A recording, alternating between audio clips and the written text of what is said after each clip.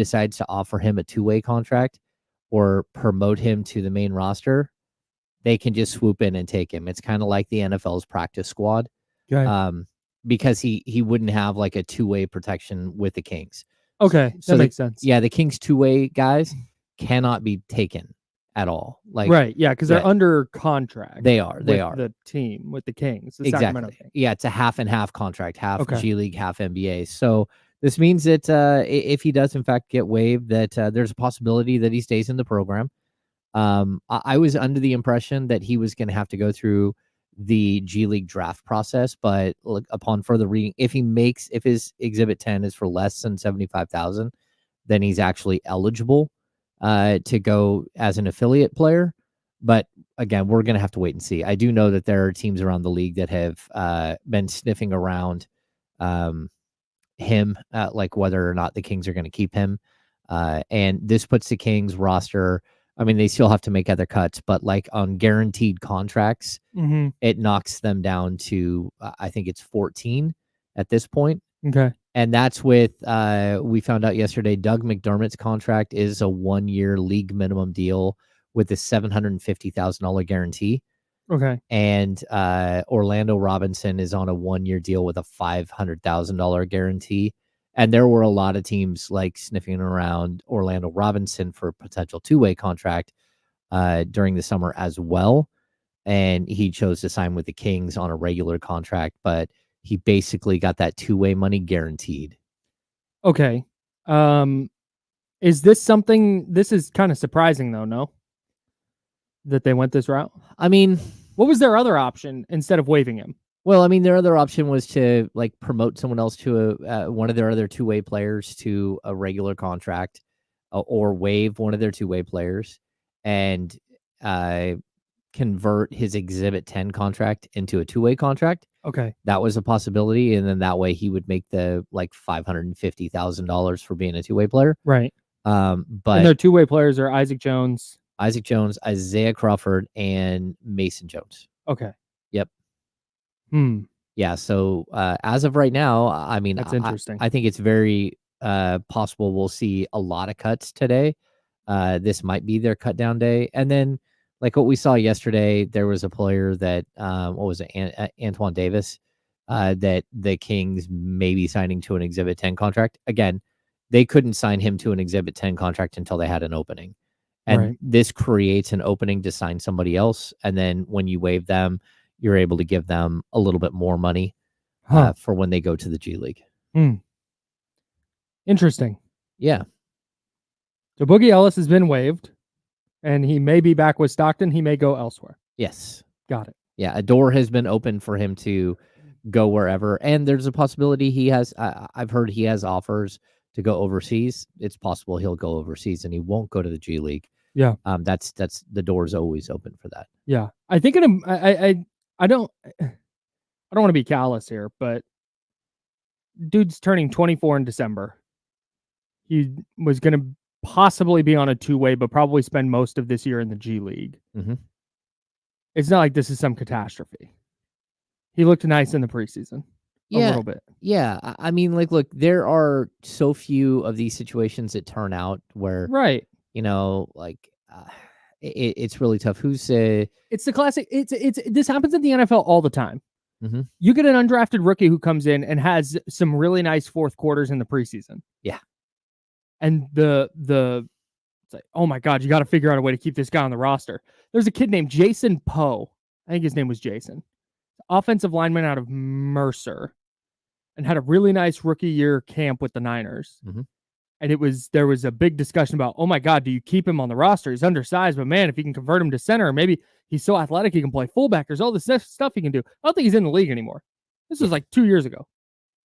It's just it's how it goes. It's really, really difficult to break into the league. So thank you. Yeah. The other example I would point to that I know has happened in the past was Gabe Vincent. So the Kings had Gabe Vincent with their G League affiliate in Stockton, and he's a Modesto kid, local kid. I don't know if it was Stockton or it was Reno at the time. Either way, the Miami Heat swooped in and took him away. And then all of a sudden Gabe Vincent makes the roster. All of a sudden Gabe Vincent plays 68 games 2 years in a row for the Miami Heat. Last year, he signed a really nice contract with the LA Lakers and then got hurt. But you're always hoping that you don't miss out on somebody. I'm just not sure. Like, we don't know what Boogie Ellis is going to become as a player. And like, again, I think he's perfectly fine as a training camp invite. And, maybe there's potential for him to be much more. I thought he played really well. But I also think he played really well in comparison to the rest of the young players that the Kings brought to camp who did not play well at all. Sure. And even for the veterans that they brought into camp, no one stood out at all in preseason for me. Yeah.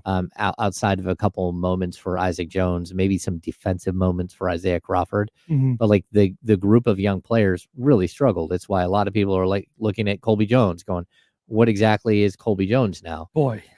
And Mason Jones wasn't able to separate himself at all. That's where I'm surprised with a guy like Boogie Ellis. And I see people in the chatty house at youtube.com/ESPN1320 talking about this. Mm-hmm. But Mason Jones is the guy, if you were going to give up a two-way spot, that would seem to be the logical two-way contract to give up to keep a player like Boogie Ellis. Mm-hmm. But on the other hand, because Mason Jones has not had a good preseason at all, but he was good last year in Stockton. He's been around the league. Mm-hmm. Good vibes guy, good team chemistry guy. Yep.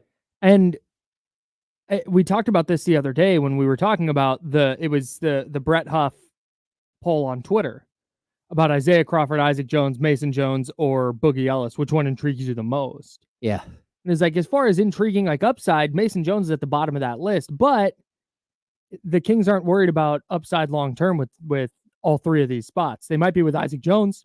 Yeah.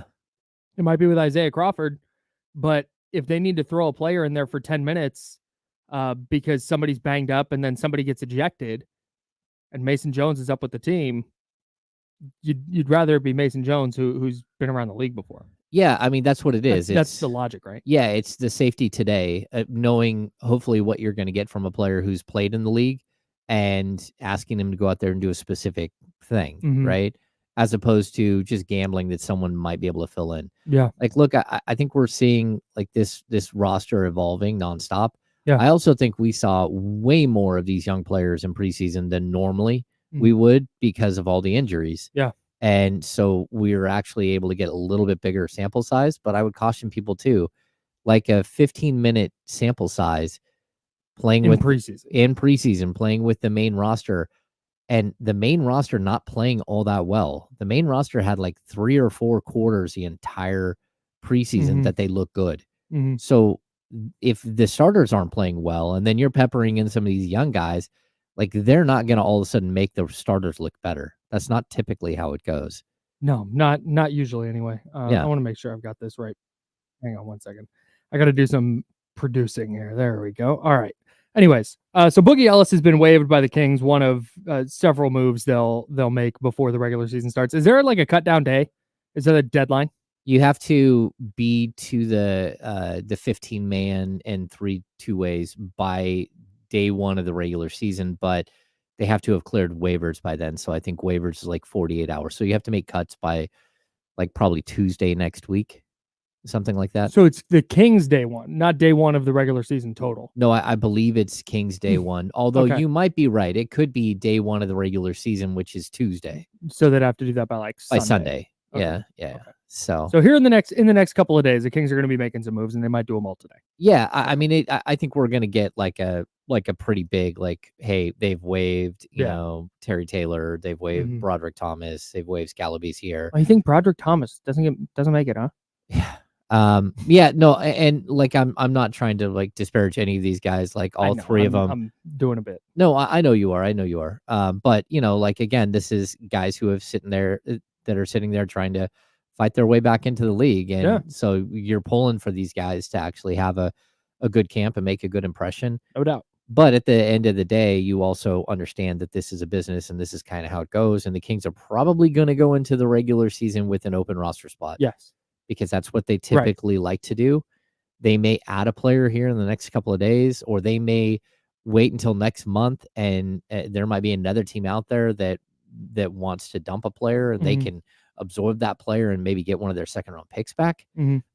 But overall, I think, what we're seeing right now is probably close to a finished product going into the season. But, what this will look like by February, I don't know.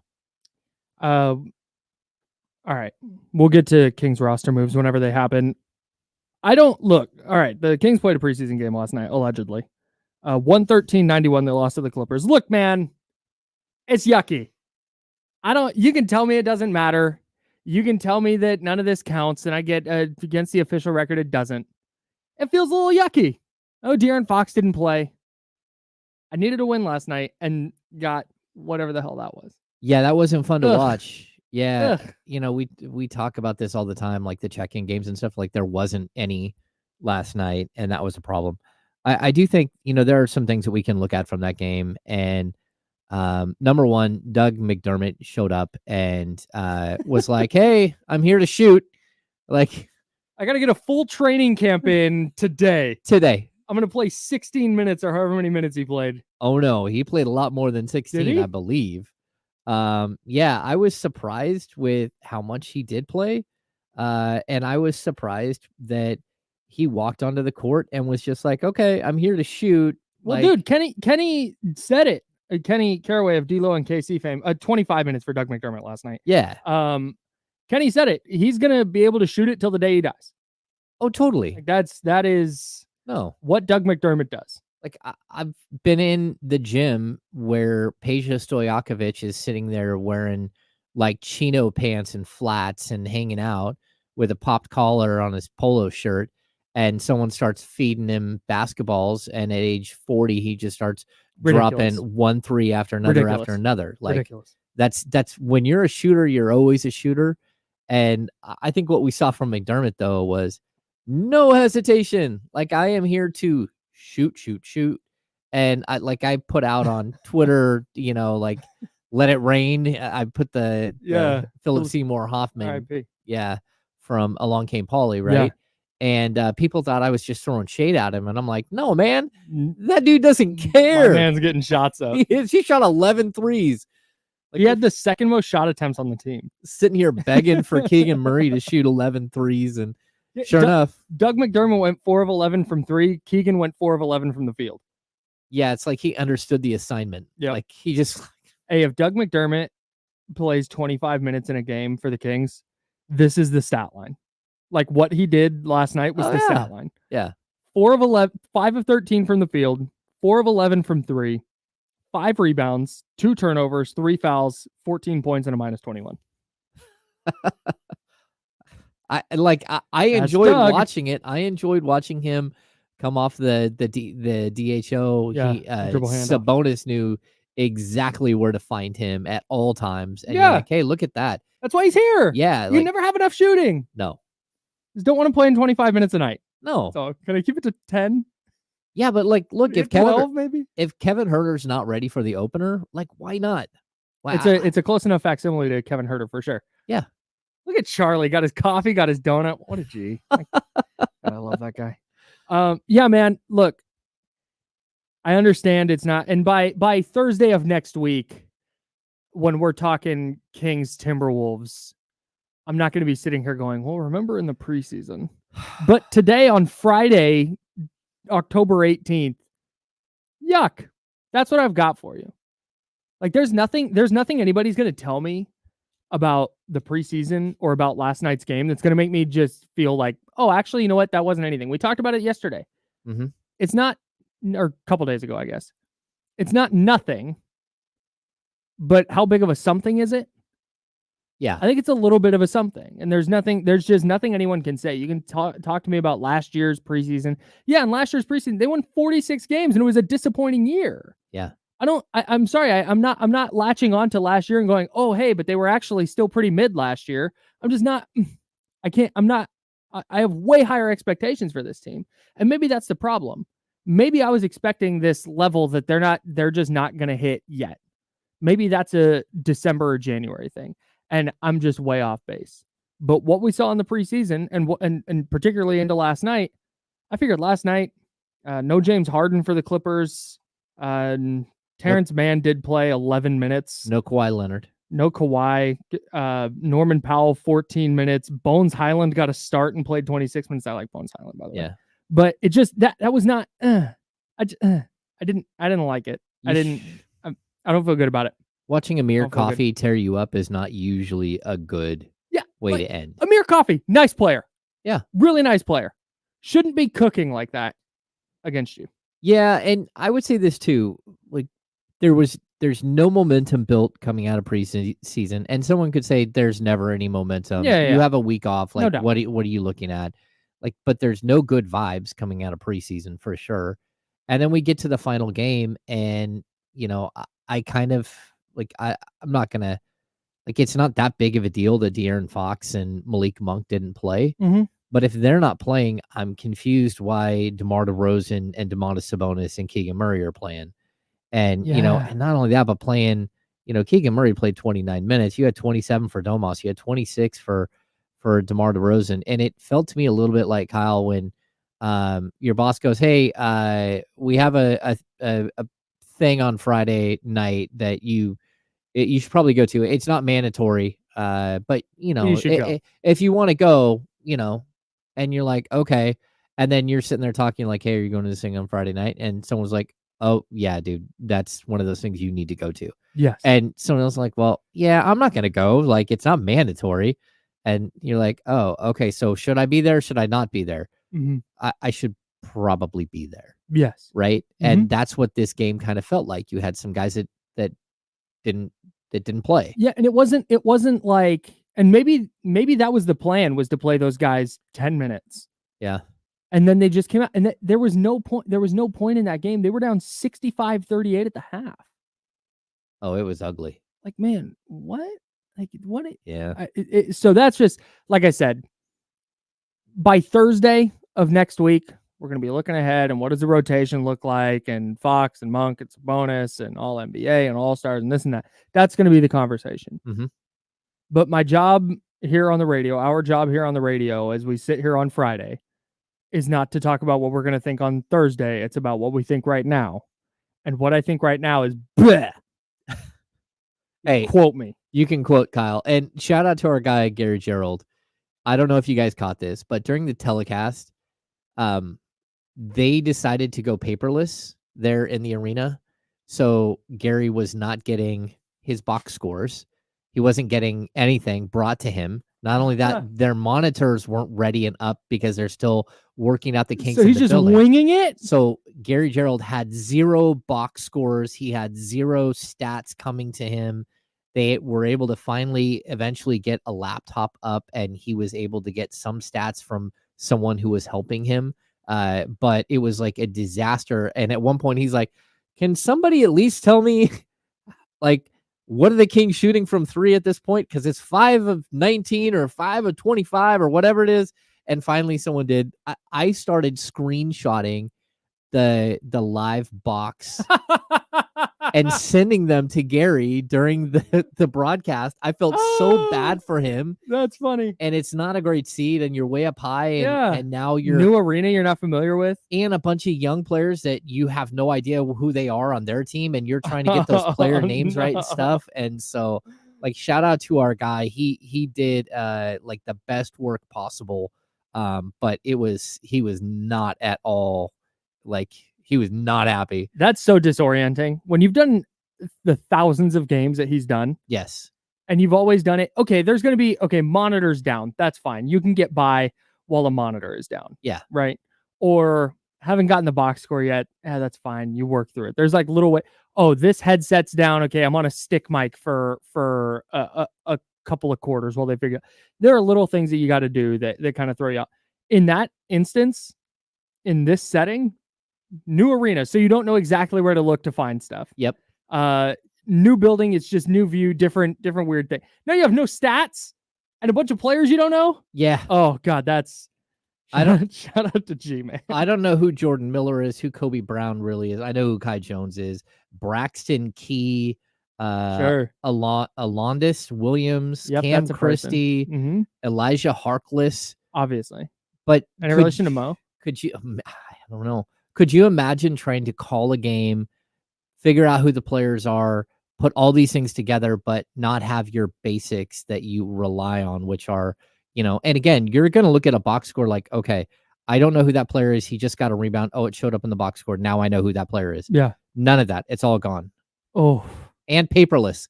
Oh, we're going paperless. And this is an NBA. This when I was calling baseball at Sac State, they played like a NAIA school. Yeah. Which is the level below NCAA. So there's Division I, which is Sac State or Georgia, Alabama, Tennessee, Vanderbilt, whoever, right?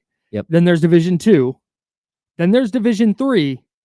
And then there's NAIA, which is a separate governing body. And Sac State played this NAIA school. Well, the Division I schools, you get like packets of information. And if they don't give you the packet of information, you can go find it on the internet. Mm-hmm. They have stats on their website, right?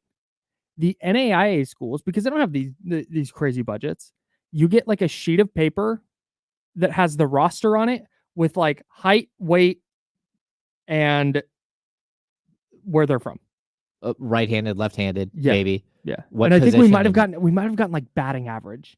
Okay. Or is it just bare minimum? It's like pitcher, relief pitcher. Yeah, That's it. Yes. It's just not even that, just pitcher. This guy pitches sometimes. Pitches. Maybe. But at least in that setting, it's college. We're the official Sac State broadcast. Yeah. But it's college sports. It's a Wednesday afternoon against an NAIA school. Like the only people listening are people's parents. Like in that setting, we can have fun with it. Yeah. And at least we know. I can't imagine G-Man doing that last night. Well, and add to an NBA game. Well, not only an NBA game, but they simulcast the game. So he's calling the game on TV and on the radio. And you're sitting there like, oh man, a good, what a mess, dude. A good PR team for those guys, they'll get handouts every time out. Mm-hmm. They'll get a box score handed to them every time out so they can keep track, because there are things hidden in the box score like points off of turnovers or fast break points or second chance points, biggest lead changes, all those things. Yeah. It's all built in. Yeah. Interesting. Yeah, you got to know your monitors are down. Help out the broadcast. Yeah. So I know there's a printer in that building somewhere. Yeah, they said the printer wasn't like installed yet or whatever. Oh, good.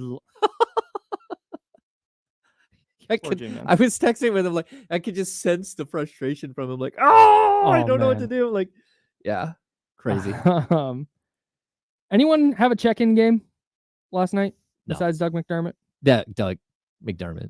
I don't know. Like I thought. Domas had a couple of check-in games. Domas is here. Domas ready to play. Oh yeah, totally. Domas ready to play. DeMar DeRozan, we counting that first game? Okay. He's 6 for 6. Yeah, we'll count the first game. Okay. He checked in. First Keegan? game. Yeah, the 5 for 11. Yeah, Keegan had the 5 for 11. He also had an 18-point game, I think, where he didn't hit threes, but he was solid. Okay. All right. Yeah. It's still 7 boards, 3 assists last night. All right, that's fine. Jordan McLaughlin, sure, he's around. Keon? No. Keon's had 2 games where he's in double figures. I guess you could look at those and say, okay. But with Keon, like last night, 4 for 9 from the field, 1 of 3 from 3. Okay, that's not the end of the world. He had 10 points, but no boards, no assists, couple of steals, no blocks, 2 turnovers, 4 fouls. Like Keon's a guy I need you to impact the game elsewhere. He's a guy though we're gonna realize it looks just way better with 4 starters. Yeah, 1000%. I mean, that's just it's kind of who he is at this time. And as long as he's hitting his threes, he's playing good defense, he's not making mistakes, then you're gonna be good. I thought Jordan McLaughlin had a really rough game, but again, that's why Jordan McLaughlin is a guy who's going to play, 12 to 18 minutes a night as your backup. Yeah, you're not relying on him night in and night out to be an impact player. Yeah. All right, very good. All right, it is Socktober. I ordered socks. I got socks coming. It says by 10 p.m. tonight. That would be annoying if that got dropped off while the building was closed. Oh, I'm hoping they don't just leave it outside. Oh, that would not. Well, if they did, then hopefully an unhomed person would find those socks, or somebody would understand what the goal is, and contribute or distribute those where they should go. But Socktober's here. People need socks, and we're working with the Gathering Inn to distribute socks to the unhoused here in Sacramento. Bring your in the package brand new socks to 3010 Lava Ridge Court, Suite 220 here in Roseville. That bucket out there is starting to fill up. Salute to anybody who's come by and dropped off some socks. We appreciate you immensely. I've got a bunch of socks coming from Amazon. if you can't make it to Roseville and you want to ship some socks here, let me know and we can coordinate that too. If you want to order some socks off Amazon or wherever you order socks from, Okay. we can set that up too. Just let us know. That is Socktober. And a little more housekeeping. 4:30 today, game 4, Yankees Guardians. Game 3 was a barn burner. We'll get into what happened last night in Cleveland as the Guardians beat the Yankees 7-5 in 10 innings. We'll talk about that. But game 4 tonight, 4:30 p.m. Coverage begins on ESPN 1320. Yankees Guardians ALCS. Okay, tons of Kings, tons of NFL, and a little bit of baseball to get to on the Insiders. He's James Ham. I'm Kyle Madsen. We're sponsored by Jiffy Lube here on ESPN 1320 at Sacramento Sports Leader.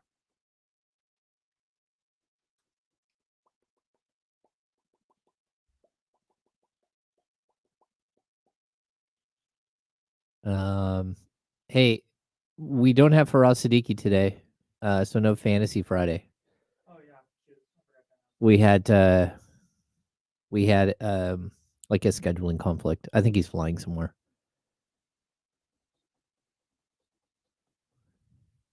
Yeah, oh good. Salute to Faraz. He let us know a long time ago. He let us know early in the week, so we were all good. I hit up a bunch of people. I have like several fantasy people I can hit up, and 2 of them are on the same podcast, and they are traveling for their podcast, and they're on opposite ends of the country, but traveling at the same time. So not able to get either of those guys on. And then I hit up a couple other people who didn't get back to me, and now we're here. James and I'll answer your questions though. Yeah. We can do that for you. Dobbins or Chase Brown this week? Oh, I'm going Dobbins. Dobbins against the Cardinals, though, right? Is that who it was? Yeah. Yeah, but I think I'm going J.K. Dobbins too. I think Dobbins has been really good this season. Yeah, he has. Coming off the bye as well. Yeah, J.K. Dobbins. Should I start Mooney or Jamison Williams? Hey, my man. Thank you. SGLambshops.com, everybody. Their fall line is out and it's sick. Ooh, that's a good question. Jamison Williams has been oh no. I thought Jamison Williams, is he questionable?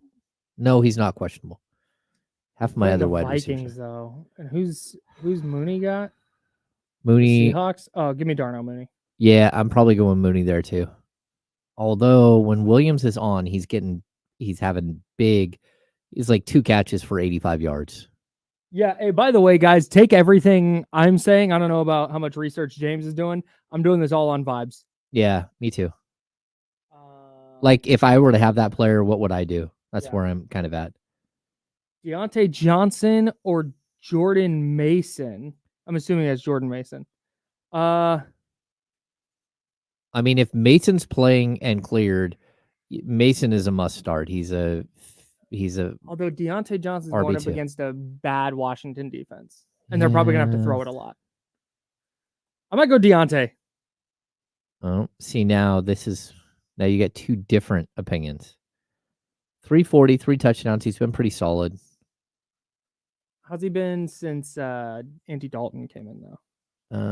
I can get that for you. He's 78 yards and a catch and a touch last week. 23 and no touchdowns a week before. 7 for 83 and a touch against Cincinnati. I feel good about Deontay, but I don't hate it if you go Jordan Mason there.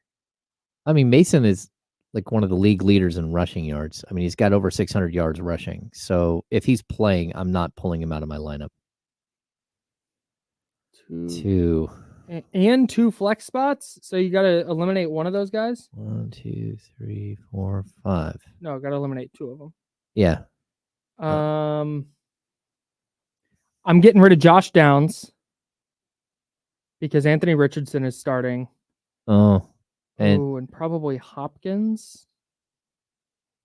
Yeah, probably Hopkins. Okay. I'm not in love with what's happening with Xavier Worthy at this point. I'm not. Yeah. Here's why I'm rocking with Xavier Worthy this week. The Niners safeties are super undisciplined. Oh, yeah. And a good play action fake screen thing where he just gets in behind whoever the last defender is. Feels like a thing that's going to happen at some point. Yeah. Hey, this is a tough one, but Najee Harris was really good last week. Was he though? Last week he was. Okay. The week before he got all those carries and did nothing. I'm out on Najee. I'm not sure that Garendo is going. If Mason is healthy, he's not splitting carries with Garendo. Garendo might get like 8 carries, but don't forget this is Kyle Shanahan. If the dude's healthy, he's going to run him out there and just play him. That's a good point. All right, here we go.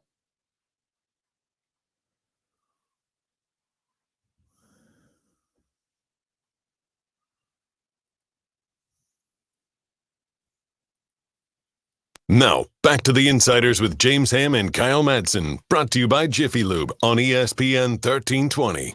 He's James Ham. I'm Kyle Madsen. Typically, 10:30 on a Friday, we've got Faraz Siddiqui of Upper Hand Fantasy for Fantasy Friday. Here we go. Excuse me. No Faraz this week. A little bit of a scheduling conflict. That's fine. He'll be back next week. We'll be good to go. We've been answering your fantasy questions. James and I have. Are we doing this with the in-depth research and knowledge that Faraz does? Not even close. No. Not even a little bit. Nope. But if you need a couple of guys to make picks off vibes, let us know. Yeah. YouTube.com/ESPN 1320. I have played. This is my 35th season playing fantasy football. I do typically play pretty well. So, Yeah, Najee Harris, 925 legend, Antioch legend for sure. I'm out. I'm out. I don't want any parts of him in fantasy. Manny asked, is Juwan Jennings healthy? Doesn't look like it. He'd a no-go in practice the first 2 days this week. I'd be a little bit surprised if he is a go this week against the Kansas City Chiefs. Yeah. So we can do that kind of throughout the show today. Yeah. Somebody has an intriguing fantasy question. We can get into it. Yeah. We're helping your teams. I know you're out on Harris, but I mean, he had 106 yards on the touch last week. He had 2 catches for 16 yards. How many carries? 14 carries, 106. And he's had basically 14 or more carries in almost every week this season. He just hadn't been very productive. Yeah, that's kind of his whole career. The volume's there. He's just yeah. But that was a good week. He in my league, he scored 18 points this last week. So, and he had the big dive we talked about. Yeah, the dive for the touchdown. Yeah, that was nice. So I'm not totally out. All right. Anyway. Very good. Hey, before we get back into Kings and get into the Niner game, because the 49ers are lying.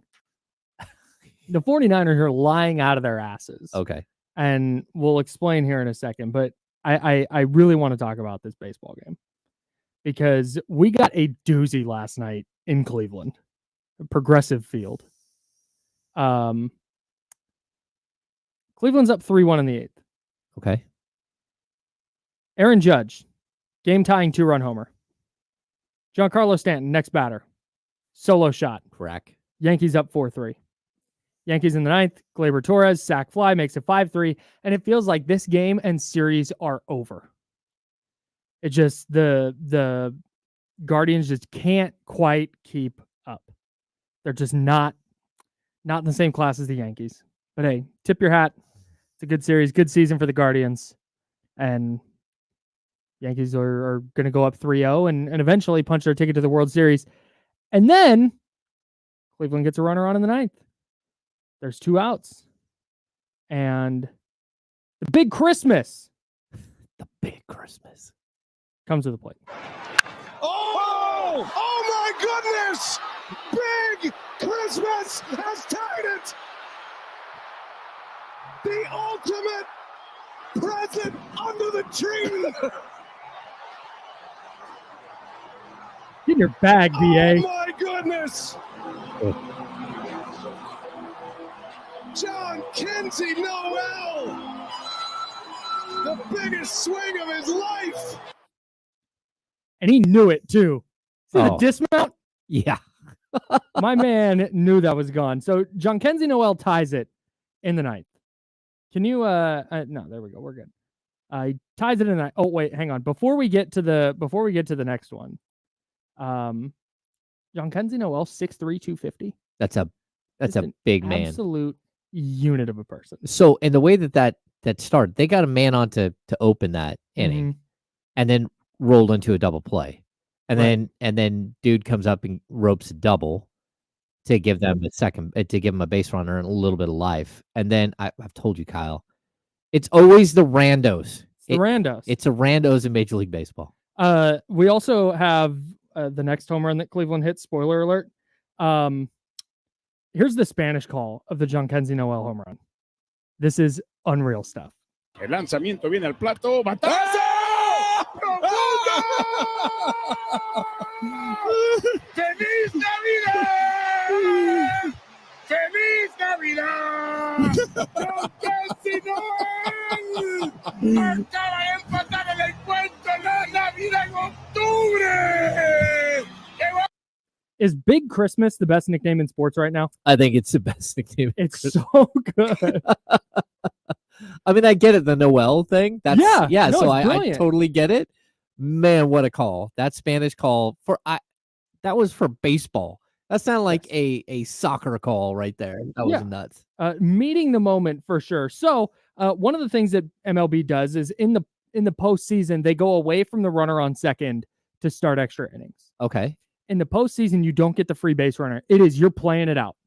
Oh, so it's back to normal for hundred years of baseball. Yep. We did something you were playing one way. All right, 10th inning that is just the inning. Okay. Which I love, by the way. That is the correct thing to do. Shout out to Major League Baseball. The Yankees go down in the 10th without scoring. The Guardians get a run to the third with 2 outs. And they set up David Fry and Brian Anderson of TBS. Take us away. In game 3, Fry, deep drive, left field. Fry's watching. It is a walk-off home run. David Fry lights up the Cleveland night.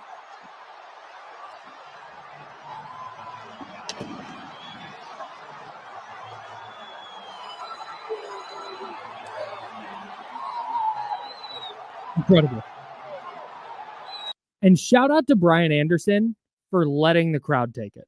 Both times. Lights up the Cleveland night layout. Brilliant. Brian Anderson, friend of the program. Incredible stuff. And just an amazing baseball game too. Small note with the Guardians. Did you hear they make the Mario coin noise when a runner crosses the plate? Oh, no, I didn't hear that. Yeah, it's amazing. Oh, I just love everything that's happening. The call gave me chills, like both of them.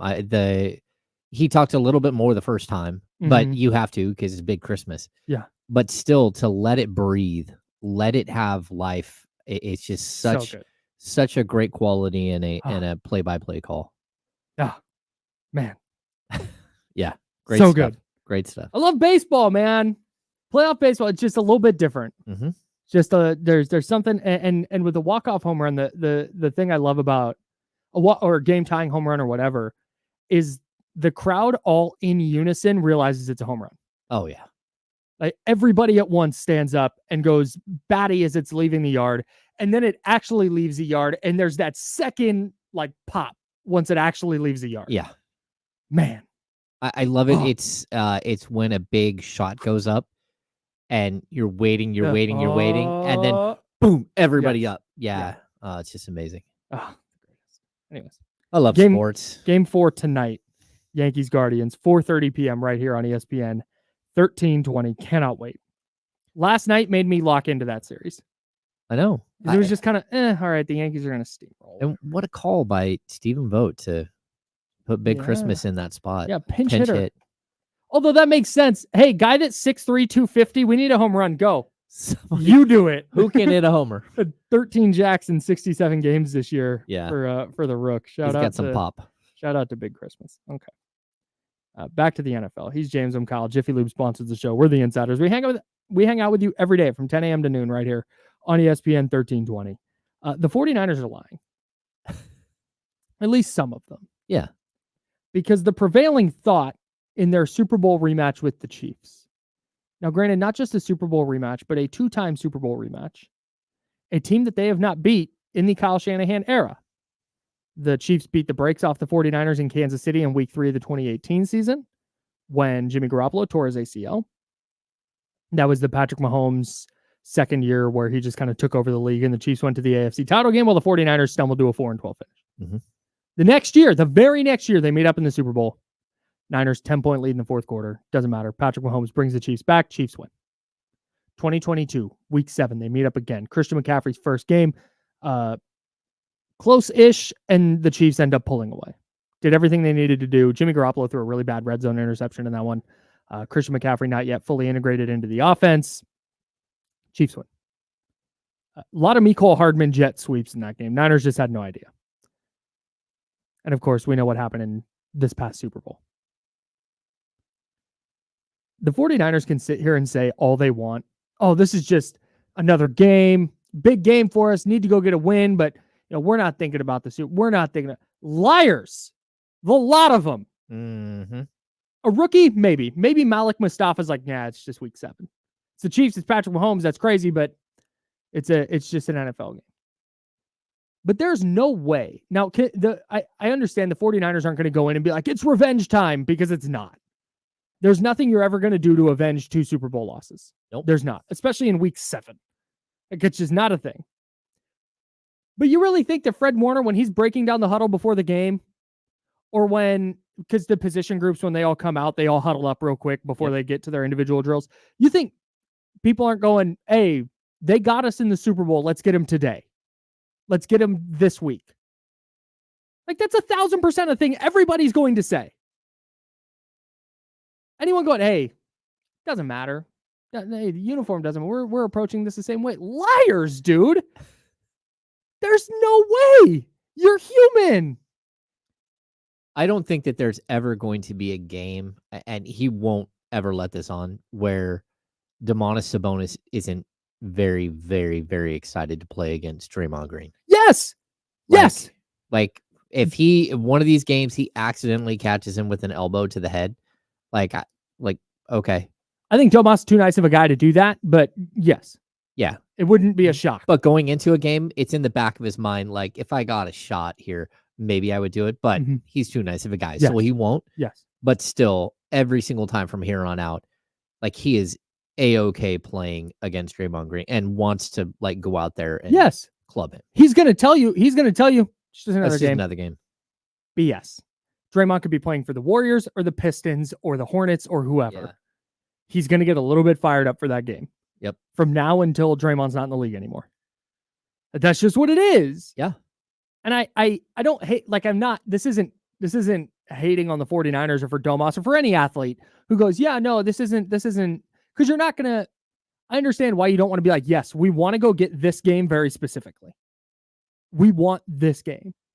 Because then that overshadows the importance of all your other games. And I get it.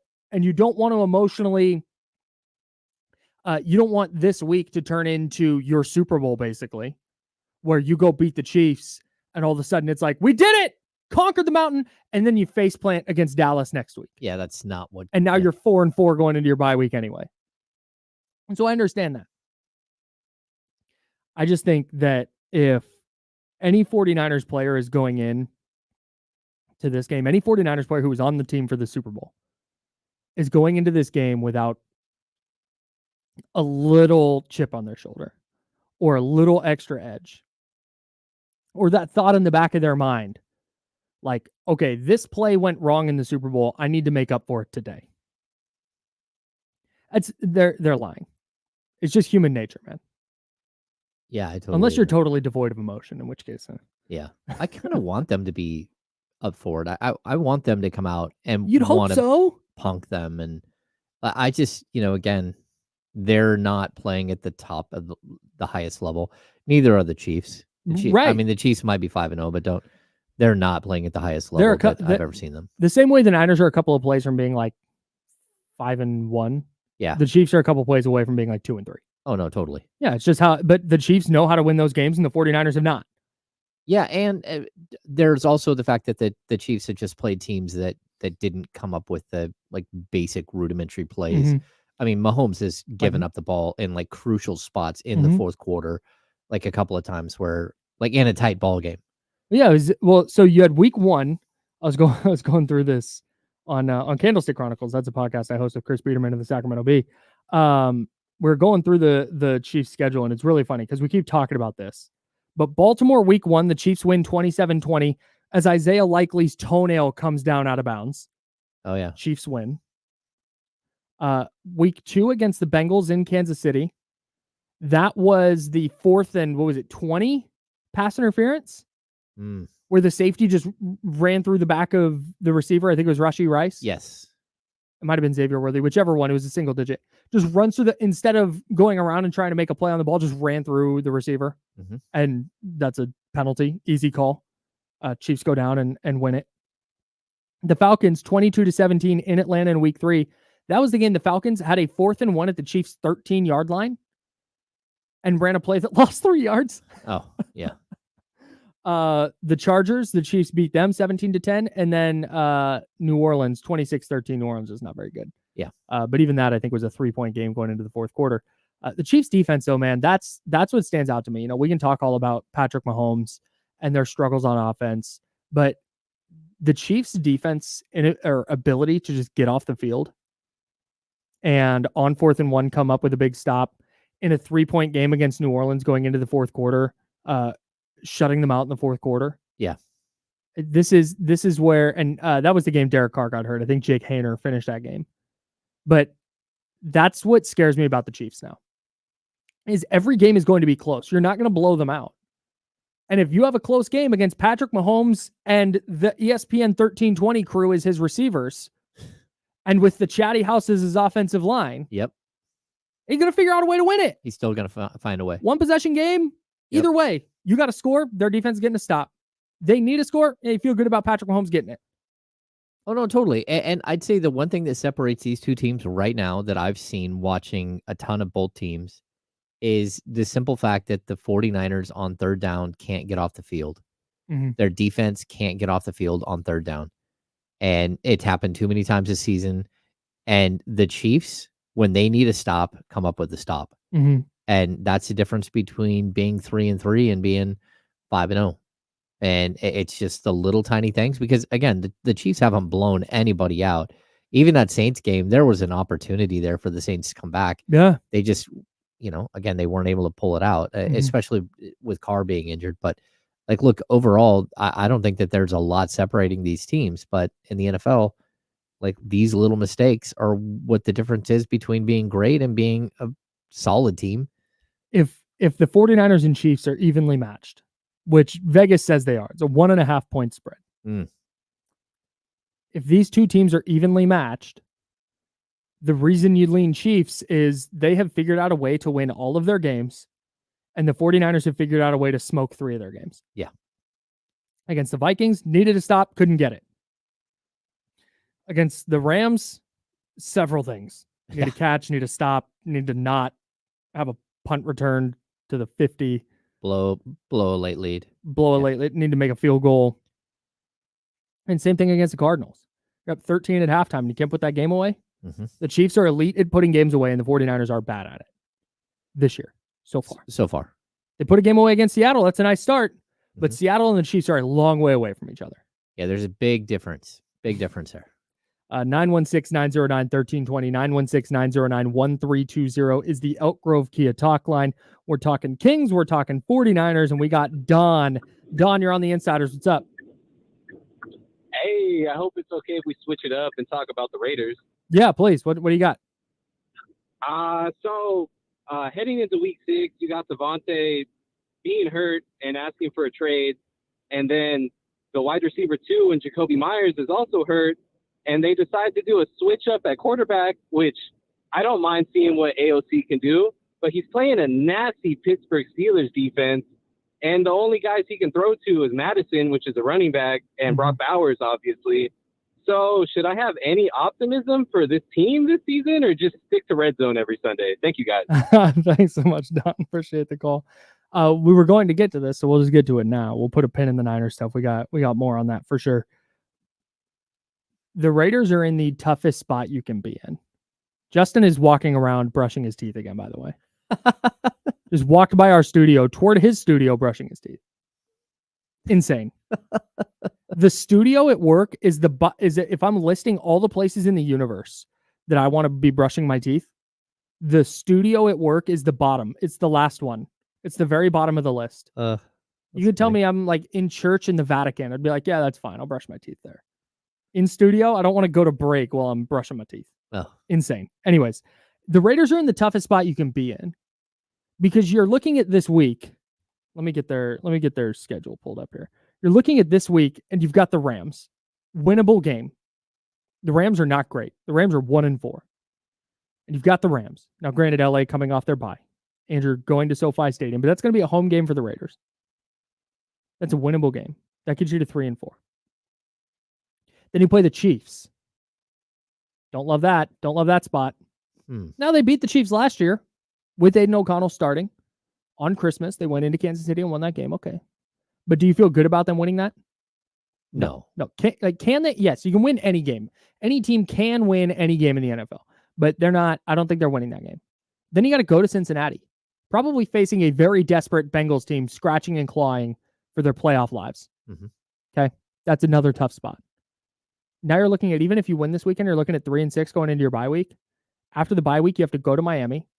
That's a TBD game depending on Tua. Yep. But then you've got Denver. You're at Kansas City. You're at Tampa Bay. Home Falcons. Home Jags. At Saints. Home Chargers. If you're not good.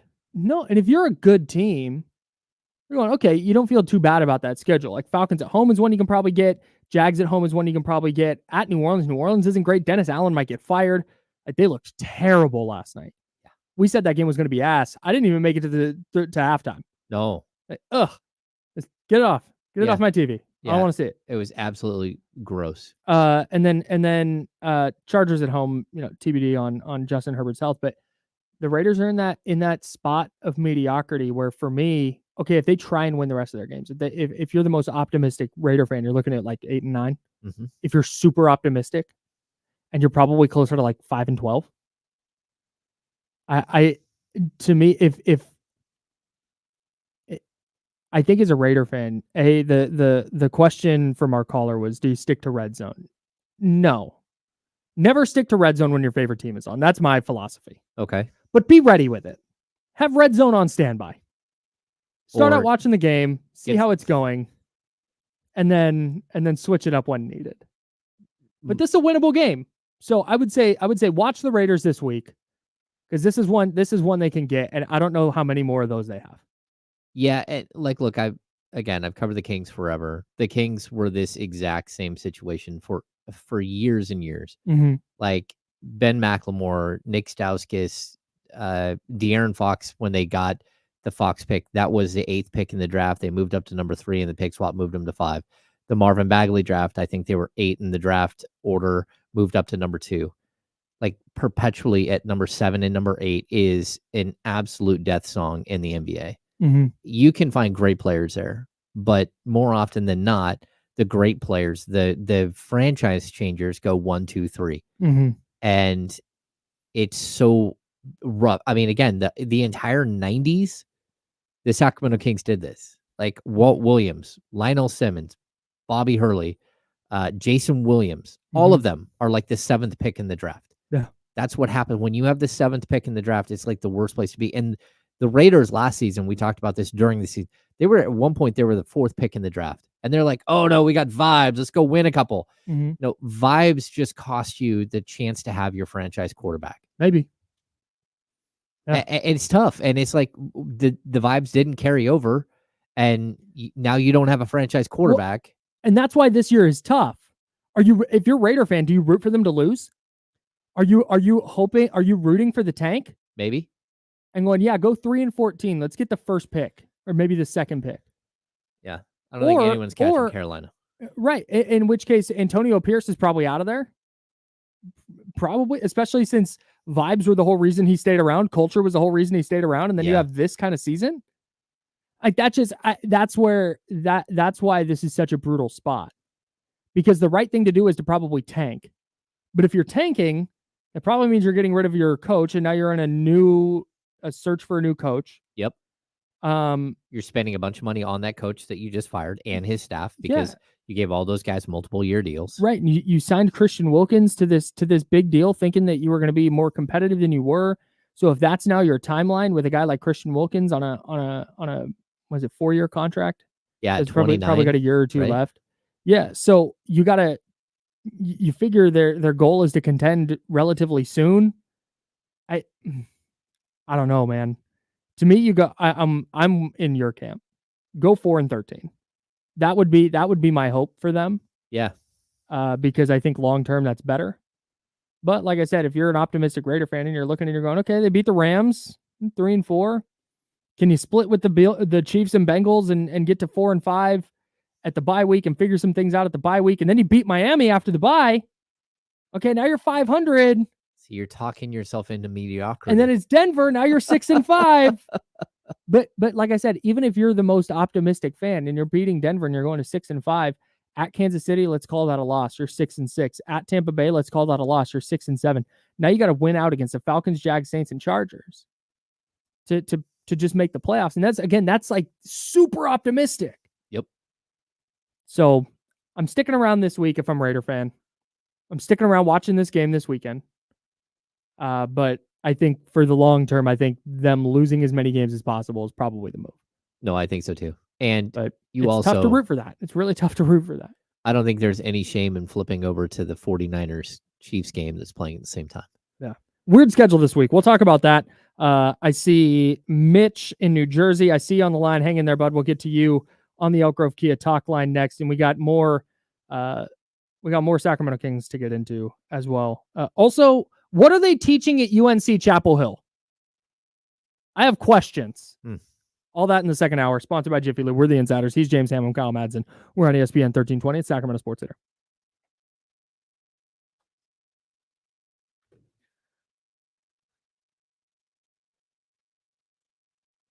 I'm going to try something here. Can you entertain?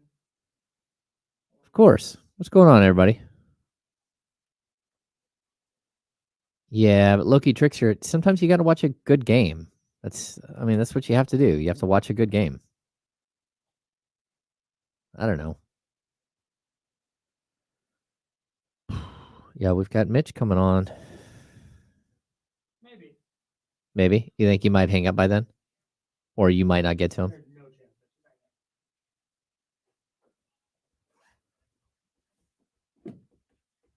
Let's see.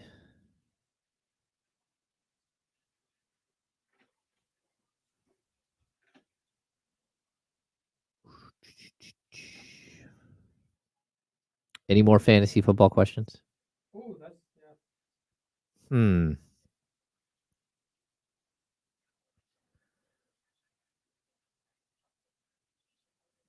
Yeah, I mean, I think this season drew down to this point. Like, I think this season in the NFL, there are a bunch of sneaky good games every weekend that if you're like one of those football fans that aren't really into what's happening, you miss. Again, we talk about the NFC North has been really good, but also the NFC South. Like those games that those guys are playing in are absolutely a blast to watch. There's so many fun games. So I don't know. I think there's a lot of good stuff. Russ Dog, my fantasy football teams this season, I am 2-4 in my big league. We took a bad beat again this week, where we faced the guy who I think scored one of the most points possible. Me and Kyle are doing well though. We're 4-2. We're first in total points. In my big league, I'm first or second in total points. But we've just had one of those seasons where we're waiting for Mahomes to do anything, and we're like really deep. Like our team is really good. We've had some bad beats, but I think we'll be fine.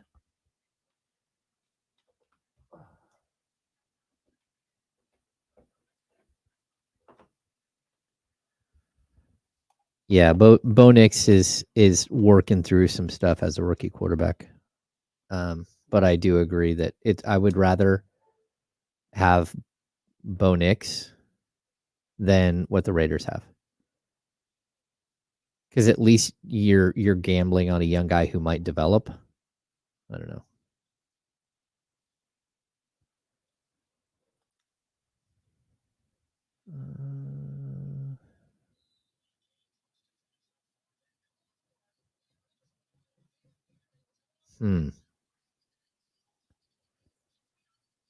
Tyrone Tracy for the Giants would be a very good pickup for fantasy. Kyle picked him up, and we're starting Tyrone Tracy this week, I believe. Who's the other one that I think Gibson is the other running back in the NFL that was a wide receiver in college for the most part? Yeah, Antonio Gibson.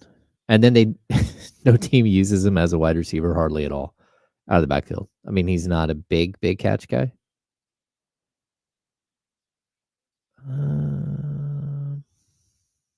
Yeah. On occasion, I need that. I don't have great hearing, so sometimes when people come on, when we pull in callers, if you have a bunch of background noise, like the white noise sound, I can't hear anything. All right, we're coming back.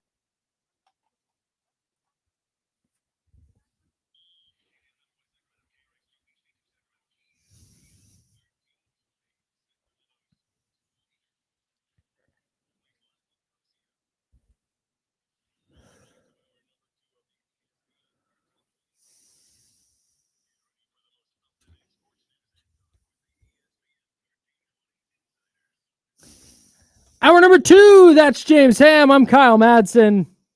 Hanging out with you until noon, and then we'll hand it off to D-Lo and KC. The handoff. Jesse Toppy are going to join us for the handoff today because we got some mad props. Oh, yeah. We got mad props featuring the NBA today. Oh? Actual NBA action. Yeah, we'll talk about that in a bit. We'll have more NFL Week 7, but I want to get back to the Kings as well. We'll talk preseason, but De'Aaron Fox had some interesting things to say in The Athletic today. Mm-hmm. Talking with Sam Amick about his extension and why he has not yet signed one.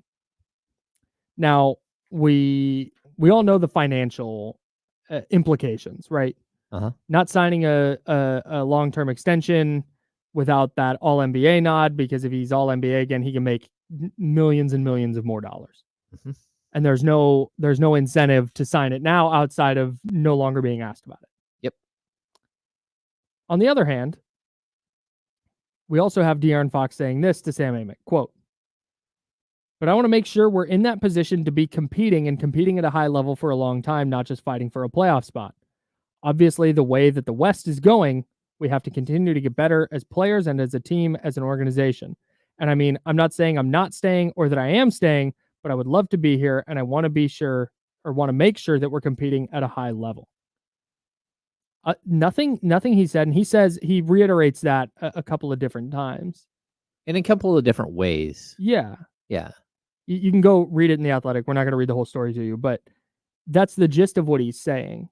Is not going to commit either way because I have to see how this is going to go. Teams change quickly. Things change quickly. I want to be with Sacramento. I want to be with the same team my whole career. That's what I would like to do. But and I think that's the smart thing to do. A, you're not going to commit for financial reasons, but B,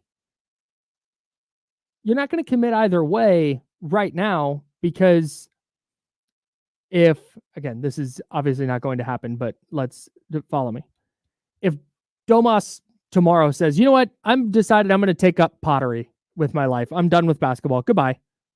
And DeMar DeRozan says, you know what, I've been doing this for a long time. I don't want to do this anymore. Goodbye. Let's just say after this season, not tomorrow, after this season. And Malik Monk says, I want to get traded. Trade me. That changes the calculus a lot for a player that wants to be competing. Mm-hmm. And again, I don't think those things are going to happen. And De'Aaron says later in the piece that they're moving the right direction. They're doing all the right things, which is, I think, kind of the vibe I get. Yeah. I didn't take issue with anything he said. I don't take any issue either. And he references Jason Tatum and Bam Adebayo. Jason Tatum, of course, won a championship last year. Bam has been to 2 finals. Mm-hmm. And saying, like, look, they actually have like this path where they've got somewhere, and that's why they signed their extensions. Mm-hmm.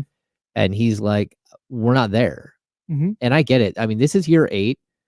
In his first 7 seasons in the NBA, he's made the playoffs 1 time. Yeah. And in order for him to reach the pinnacle of a player of his skill level and everything else, you need to win games. And You can't just say, well, it's not, De'Aaron Fox has no fault in where the Kings have been the last Yeah. 7 years. You can't say that. Either he's not to blame, but also he talks about how, in the NBA, he's like, I'm not going to commit right now because things change so fast, like 1 month, 2 months, 6 months, your entire coaching staff, your front office, everyone can get fired. And it's like, I don't think I'm committing to another 3 years in Sacramento, which would put him in Sacramento for another 5 years. Yeah, because his extension would be a 3-year extension on top. And then the only way you're doing that is if you're laying out the next 5-6 years of your career and saying, yeah, this is where I want to be because I think we'll reach this benchmark and this benchmark in the future. As of right now, like him and Domas are around the same age. You got a young guy in Keegan. You've got another player around the same age in Malik Monk, right? You have this small group of players that should be able to move together and should be able to stay together and win a bunch. But you also just bought yourself a little bit of time with DeMar DeRozan. In the grand scheme of an NBA career, like DeMar DeRozan may not make it to the extension that we're talking about with De'Aaron Fox. Sure. Like the Kings could opt out of the final year of his deal. And so 2 years from now, when Fox is a true free agent, DeMar DeRozan could no longer. So you can't even almost consider him as part of what this is. So it's a tough spot to be in. We've heard, like if you read the piece, you'll even hear like the real brutal honesty from Domantas Sabonis, where he's asked about going out and getting DeMar DeRozan, and how the Kings had actually asked him, like, hey, can you call DeMar? Will help recruiting, yeah. And then by the time he went to call him, he realized that DeMar DeRozan was already in Sacramento, was already at the arena, was already about to sign a deal. It was like, shoot, I didn't do what I didn't call him like I was supposed to. But then like there's always these moments with Domas. And I saw it this summer when we went to his camp. He said in this piece, he said, then the DeMar thing came up. I'm like, okay, another one in parentheses that won't happen because nothing was working. Here we go again. Right. And that reflects what he said at his camp, right? It reflects what he says at his camp, where it was like, oh, yeah, we're getting DeMar. Like, we might get DeMar. We're chasing DeMar DeRozan. He's like, okay, it's just another guy we're chasing because it likely won't work out. It turns out all the frustrations we and Kings fans had were the same as the players. Well, at least Domantas Sabonis, for sure. Yeah. Where it's like, hey, like at a certain point, stop bringing up names. Again, like the first thing we hear is, oh, they trade a player. They trade, Jalen McDaniels to the Spurs. And the first thing you hear is, oh, Kings are still in on Brandon Ingram and DeMar DeRozan. LaVine. Oh, Zach LaVine. Yeah, Zach LaVine. Sorry. And it's like, okay, why are we bringing this up now? Because unless it happens, it's not happening. And how many times have they been rumored with, on draft day of almost got player X, whether it was Kyle Kuzma or whether it was Ingram, whoever it was that they were almost about to get, they didn't get him. And as a player that plays for that team, there comes a point where you get a little jaded by it because it's like, okay, not only are we not getting the player that, whoever it might have been, but at the same time, we just keep throwing all these other dudes that I've got to now work with under the bus who might get traded at any moment. And it becomes like this perpetual cycle of what exactly are we doing? Yeah. How are we moving forward when every single time we swing and we miss, and then we got to kind of pick up the pieces here with our teammates that didn't get traded this time. Yeah.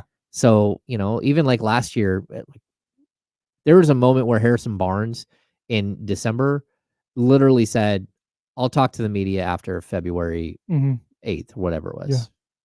Like, that's when I'll hold my next media session.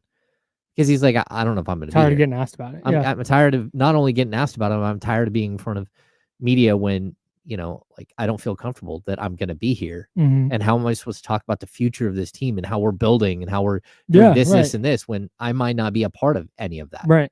So it really, really interesting awkward spot. dynamic. Yeah.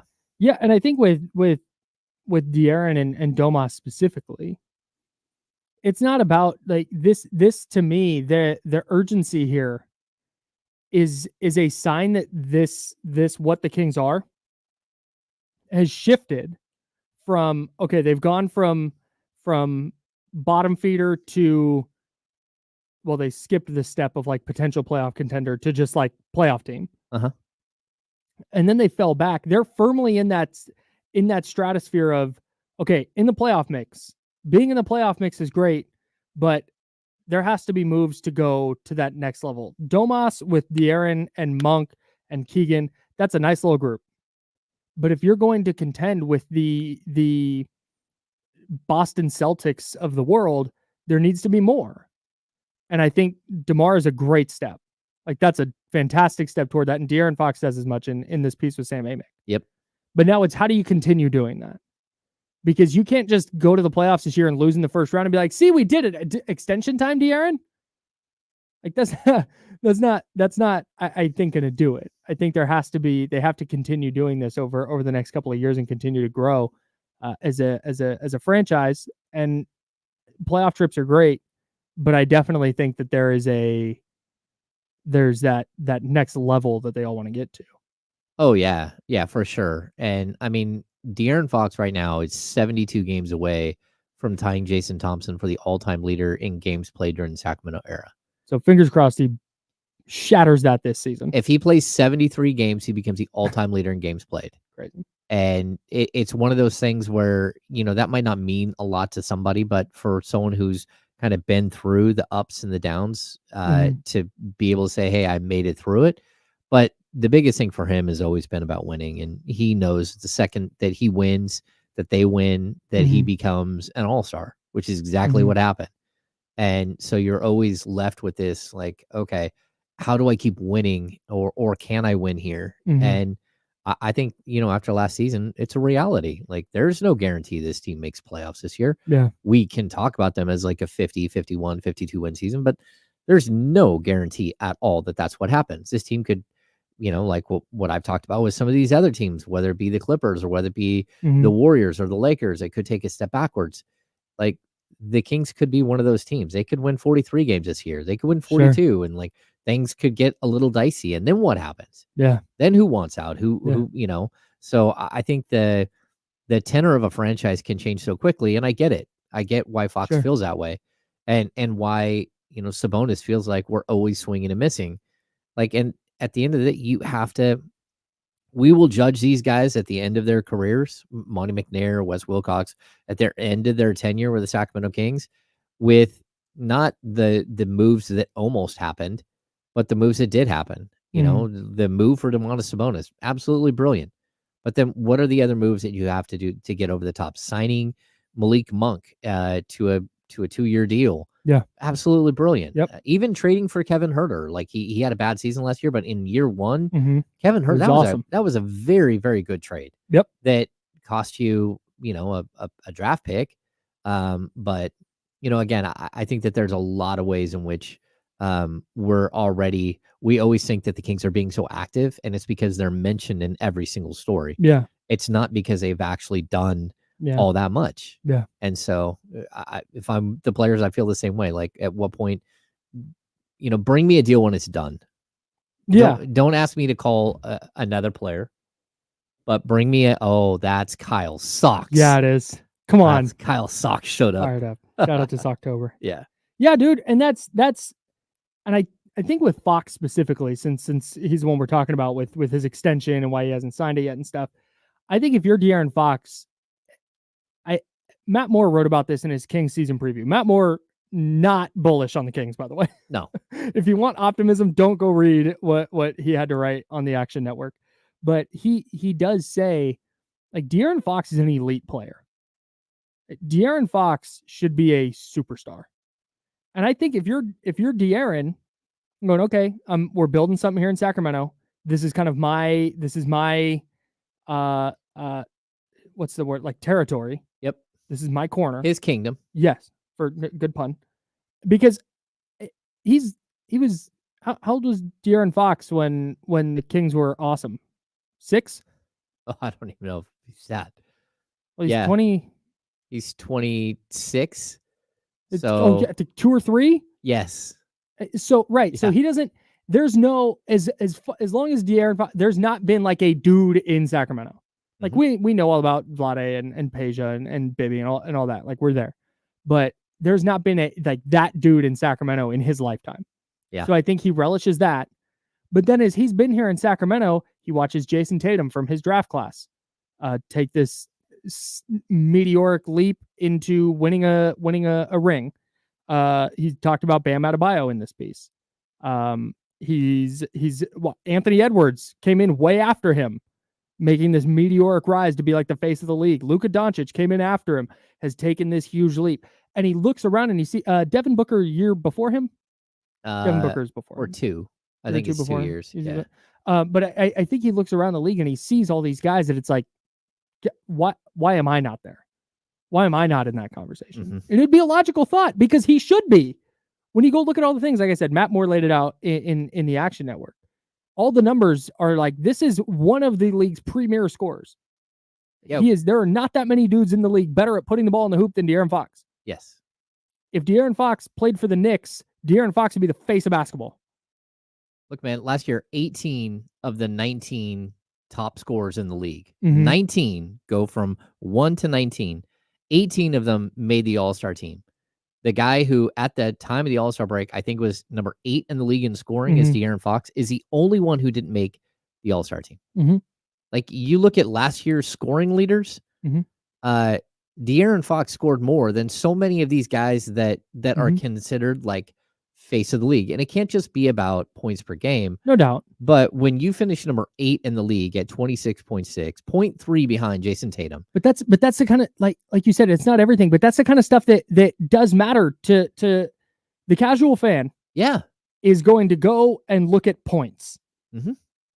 And that's like, again, are we going to assess every player? Are we going to rank players based on points per game? No. But that's the kind of thing that gets eyeballs. That's the kind of thing the league is going to market. And if you're not going to be in New York or LA, you have to be in the playoffs year after year. You have to be contending. Yes. And so I get why Fox is looking at, he's going to have his own shoe. He's looking at all these other guys making these leaps into Ja Morant. Another one. Yeah. Has his own shoe, made this leap, and granted he's had his own stuff, but like he's going, that should be me. How do we get there? Yeah. And again, it might be that Sacramento can't be the place that does that for you. And but at what point do you look at your career and go, maybe I'm never going to get that? You know, again, it's a tough place to be in. But I still think that he's bought in. I still think this is where he wants to be. Like, he's established himself. His wife and kids are here. Like, they've established themselves in the community. They've got friends. They've got family here. You know, they've built their own community. And what they want is to win. And hey, like, look, again, how many times do we walk into a season and go, man, you don't have the length and athleticism to compete with some of these other teams. And you're like, okay. And I think the other aspect of it, I want to get to that in a second, but with him being here and having his family here and stuff, he sees the way former Kings get treated.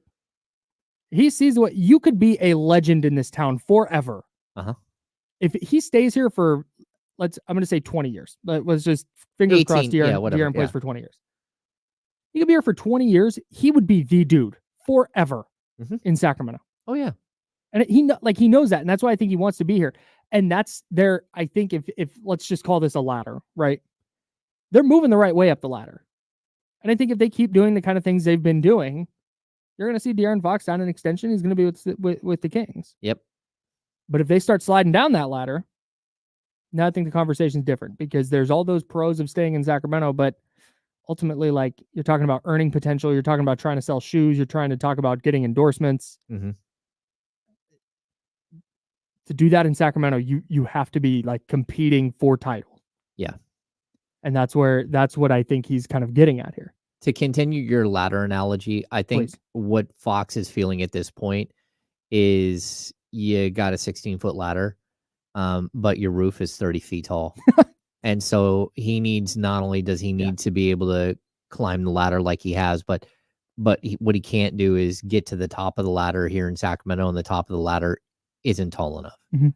And Which is a really apt metaphor. yeah, he needs something else to like raise the ladder up. He needs a bigger ladder. And as of right now, I think the Kings keep like they're almost there. They're Mhm. teasing that they brought the right ladder for the job, Yeah.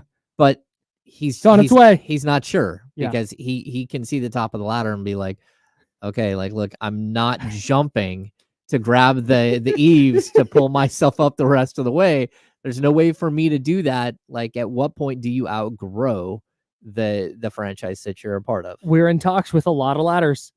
Yeah. Been in talks. Yeah. We're going to be in talks with Mitch in New Jersey on the Elk Grove Kia talk line, 916-909-1320, 916-909-1320. It's the Elk Grove Kia talk line if you'd like to join the program. Mitch, what do you got? Hey, what's happening, fellas? Chilling, buddy. Tough crowd, this chat room. Mitch Don from New Jersey. Yeah, what's up, Don? Caption, Mitch. There was something else that was always funny. But You getting roasted? anyway, You getting roasted in the chat? I'm telling you, I get some good ones here. You know, take some shots. I may know I was only 5'6". But anyway, Oh, go ahead, Mitch. football. Before I get to the Raiders, Yeah. this Fox it sounded more and more like Shohei Ohtani. They offered him good money.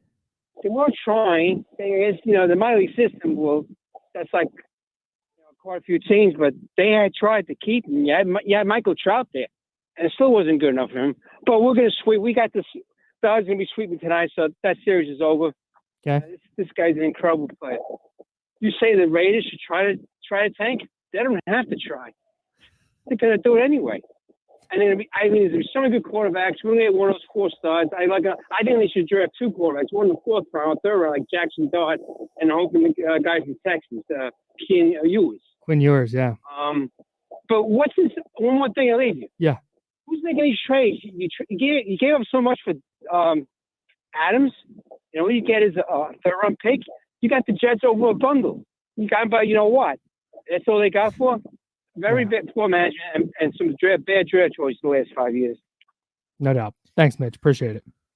Yeah, and that's why they fired their GM and got a new GM and a new head coach and hopefully move that franchise the right direction. Mm-hmm. And I'm going to say, hey, the first point that Mitch made is very, very, like, on point. Like, De'Aaron Fox isn't Shohei. So you say, if De'Aaron Fox is Shohei, the Kings are cooking. Yeah, but the fact that, that you had a Shohei and a Mike Trout on the same team and they could not win at all, at a certain point, you got to go where you can win. And like, it's the reality. Either you got to win where you are, mm-hmm.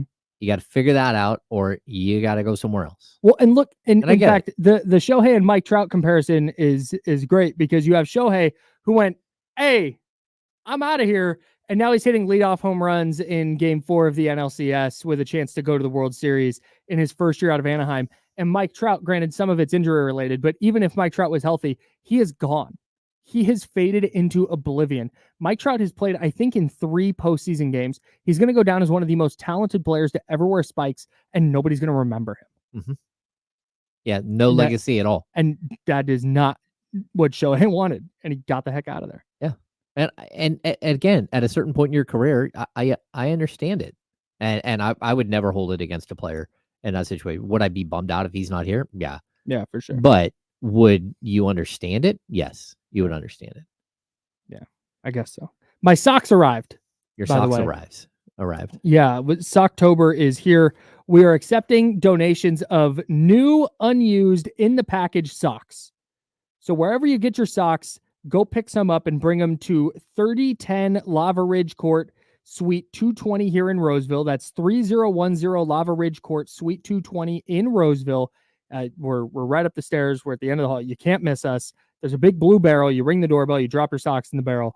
And the Gathering Inn is going to distribute those to the unhoused to make sure that they have socks on their feet for the inclement weather. It's a little. It was chilly this morning, dude. It was dark when I woke up. Yeah, it was a little cold. So we're donating socks. I ordered some on Amazon. If you would like to order some and ship them here, if you can't make the trip up, hit me up on Twitter at Kyle A. Madsen. That's my Instagram handle as well. Just shoot me a message and we can coordinate, the addresses and stuff to make sure that you're getting your socks here, and we will make sure they get donated. Thank you, everybody who has done that so far, and to everybody who will do that. All right. We got Mad Props coming up. Jesse Tapia from D-Lo and KC is going to be in. We'll have that. We'll have some more King stuff. And I got to get on the University of North Carolina, Chapel Hill. They have to be better. We'll tell you why. He's James Ham. I'm Kyle Madsen. We're the Insiders. Sponsored by Jiffy Lube here on ESPN 1320 at Sacramento Sports Center.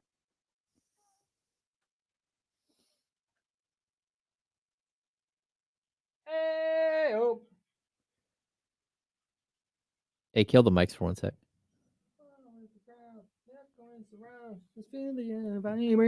Oh. You didn't hear me. Oh, no.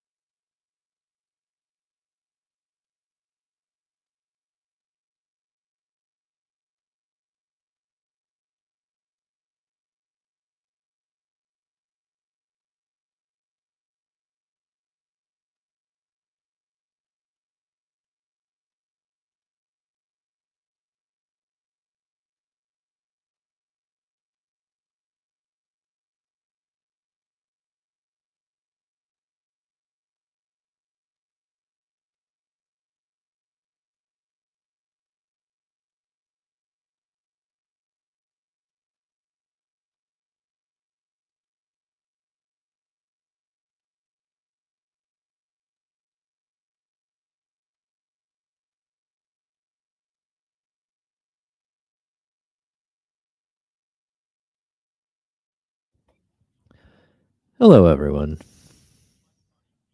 NBA Zach Guru.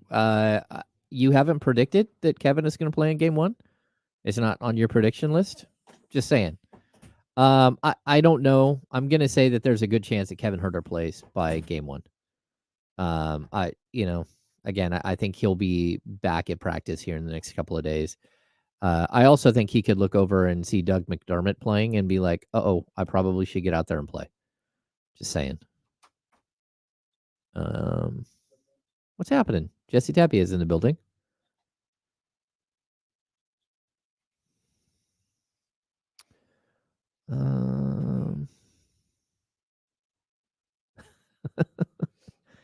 Chatty House, you guys are funny. Rust Dog. Penny Hardaway had some issues as well. Like the couldn't stay healthy thing is like, yeah, okay. But I've heard too many stories. Any plans this weekend? We have Kings practice right after this today. And then Kings practice probably tomorrow, probably have Sunday off. There's a good chance that I am going to be low key this weekend. Because the season is starting, and once that happens, I just get beat down. So I don't think I'll go on a weekend bender and then walk into next week like Dragon. That would not be good. Then again, this could happen. Thanks, Drew Down. That's very possible. Rustog, that's a perfect thing to do. It's going to be chilly. I'll say that. But you have to remember that I live at like 1,800 feet of elevation. And so like I live on a little lake, and every day is kind of like living in Tahoe for me. Uh-oh. Kyle's throwing socks around. Not anymore. Oh my God! Here, you do that. So we stop double clicking. No. Jesse Tapia, everybody. Chatty House. Oh, but you're not in the. Oh yeah, they can hear me. Chatty House. Oh, that was me. Chatty House. Take 3. This thing is like wrapped within an inch of its life. Oh, that's amazing! Look at that. I think this is 32 pairs of socks. I think it's like $40. Should you? And they're like wool socks. Yeah. Should you be opening it? Are you going to be able to get them back in the pack once you do that? Just saying. Oh yeah, shoot. I guess I don't want to. That looks This- quality, This Kyle. I just wanted to get the tape off it, but I don't know if it's taped shut. Okay, no, it's vacuum sealed. Okay, I see what's happening. Okay. What's up, Bryce? Norm, Drew Down, JT Low. I know exactly where Placer High School the campus is. My sons play soccer there all the time, and I've been to a basketball game there, I think. This is the most tape I've ever seen on a thing ever. Oh, Zabo, This David, does not Scooter. look like cocaine. What are you talking about? Hey, if this is what your coke looks like, find a new dealer. that's right.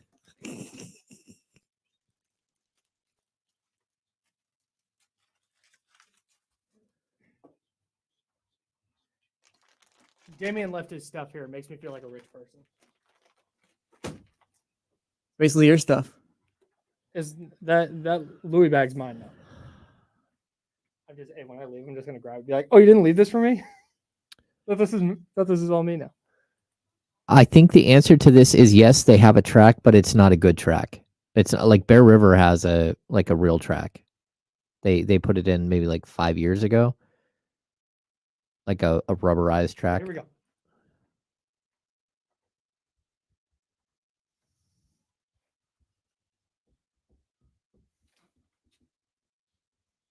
Now, back to the Insiders with James Ham and Kyle Madsen, brought to you by Jiffy Lube on ESPN 1320. James Ham, Kyle Madsen, and Jesse Tapia here for the handoff. D'Lo and KC coming up at noon. Jesse is in here every Friday. Friday And Monday for about. I didn't have you in program one. Last week I had you in program one. This week I didn't. Nobody knows what that means. Go on. You catch me Fridays, the whole segment for this last half hour, then Mondays for like 5 minutes when we do the recap of Mad Props. Yeah, so we're gonna do this a little differently this week though, What do we got? because the NBA starts on Tuesday. Yeah. We have Knicks and your defending champion NBA champion Defending Celtics, champs. Don't forget that ever. and the Minnesota Timberwolves against the defending play-in tournament champs, Los Angeles Lakers, and in-season tournament champs. Of the world. The Lakers won 2 tournaments last year.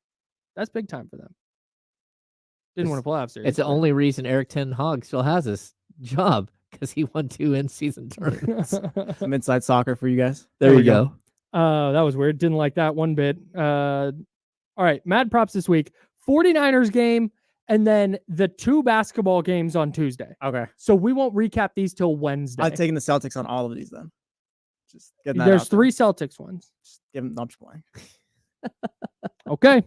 All right. Let's get to Mad Props. It's time for Mad Props. 2 games, 2 props. Which number will be higher? That's for Kyle and James to decide. Here's Mad Props. What's up, James? I don't know the TV was on today. Yeah, it's been on the entire show. Amazing. I've been locked into Pat McAfee like nobody's business. Okay, I do now remember Pat McAfee. I was thinking, why Short is that shorts, guy, no sleeves. yeah, why is that guy wearing a tank top on national television? Yeah. National television. Yeah. Like, I'm not sure. Shout out to wearing tank tops on national television. Shout out to wearing hoodies on radio shows too. Hell yeah. There you go. Love hoodies. Okay, James, first one. So it's 49ers game. Pick a random number or pick a random stat. And then the Tuesday NBA games, the 2 games in the NBA on Tuesday. First one, James. Brock Purdy passing yards against the Kansas City Chiefs.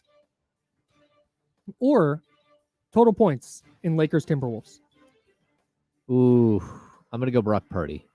I think Lakers Okay. Timberwolves probably going to be around 247. And I think Brock Purdy will have to go a little bit more than that in the 260s to win. Jesse? This is a tough one because James has the number right, I think, for Lakers Timberwolves, but I feel like Brock's maybe around 235 or 225. I'm gonna go Lakers Timberwolves. I'm gonna go out on a limb there. Okay, I think I'm gonna go Brock, because this feels like one of those games that the Niners are gonna throw it a silly amount of times. Why is that?